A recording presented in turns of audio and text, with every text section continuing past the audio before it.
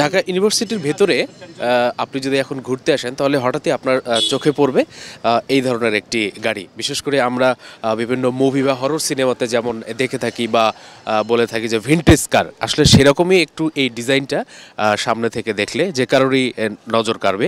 এই গাড়িটার নাম মূলত এলিজাবেথ। তো আমরা এখন এলিজাবেথ যখন আমাদের চোখের সামনে পড়েছে আমরাও দেখেছি এবং আমরা দেখতে পাচ্ছি ভেতরে অনেক দর্শনার্থী আছেন, মানে তারাও বসে গাড়িটা কে বানিয়েছে, কোথা থেকে এসছে, কোথায় যাবে বা মানে গাড়িটার ফিচারগুলোকে এই বিষয়গুলো যারা ভেতরে বসে আছেন তারাও কিন্তু উপভোগ করছেন। তো চলুন দর্শক, প্রথমে আমরা যেটা করি আমরা একটু গাড়িতে করে একটা মানে চক্কর দিয়ে আসি বা ঘুরে আসি, তারপরে আমরা যারা বসেছেন ভেতরে তাদের সাথে কথা বলবো।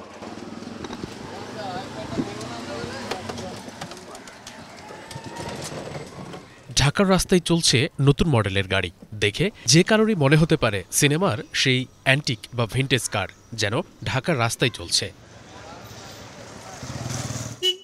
নেই উচ্চ শব্দ কিংবা পরিবেশ দূষণকারী ধোঁয়া। নতুন মডেলের এই গাড়ি দেখতে উৎসুক জনতার ভিড়। গাড়িতে চড়ে স্বস্তির নিঃশ্বাস যাত্রীদের। প্রথমত গাড়িটার ডিজাইনটা আমার কাছে খুব ভালো লেগেছে। দ্বিতীয়ত হচ্ছে গাড়িটা আসলে কমফোর্টেবল, আর এনভায়রনমেন্টের জন্য এটা আসলে খুবই ভালো হবে, কারণ এটা এয়ার পলিউশন যেমন হচ্ছে না সেভাবে শব্দ দূষণও তেমন নেই। তো ওভারঅল সব কিছুই ঠিক আছে আমার মতে। যে নামটা দিয়েছে এলিজাবেথ, এটা অনেক অ্যাট্রাক্ট করে, আর ডিজাইন তো আছেই। এখন আমরা সেলফি তুলতেছিলাম, এই সুবিধাটা আমাদের একটু ঘোরাও হয়ে গেল। অনেক স্মুথ আসলে গাড়িটা, যে বসে একটু ঘুরলে একটু ন্যাচারাল অ্যাটাচ পাওয়া যায়, আমার যেটা মনে হয়। ডিফারেন্ট একটা গাড়ি, অনেক ভালো লাগতেছে, মানে শো ডেকোরেশন। এই ধরনের মানের গাড়ি যদি সিটির ভিতরে দেওয়া হয় তাহলে মনে হয় পাবলিকের জন্য, সবার জন্য একটু ভালো হয়। অনেক ভালো লাগলো গাড়ি, এই জন্য শখ করে উঠছি ওনাদের বললে। 640 কেজি ধারণ ক্ষমতা সম্পন্ন এই এলিজাবেথ 6 থেকে 8 ঘন্টার চার্জে চলবে 70 কিলোমিটার। পরিবেশের কথা ভেবেই এমন চিন্তা, বলছে আকিজ মোটরস। ব্যবসা নয়, বরং পরিবেশ বান্ধব গাড়ির আগ্রহ তৈরি মূল লক্ষ্য। এছাড়া ইভি গাড়ির মাধ্যমে বছরে কয়েক হাজার বিলিয়ন ডলার সাশ্রয় সম্ভব বলে জানান এই কর্মকর্তা।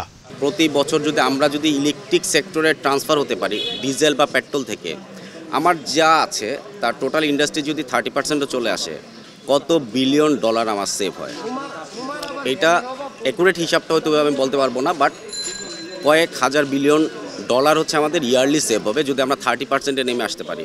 অডিয়েন্স রেসপন্স করছে, তাদের মধ্যে আগ্রহটা জেনারেট হচ্ছে। আমরা এটাই চাচ্ছি যে আগ্রহটা জেনারেট হোক, এই আগ্রহটা থেকে ভবিষ্যতে হয়তো আমরা পরবর্তী স্টেপে যেতে পারবো।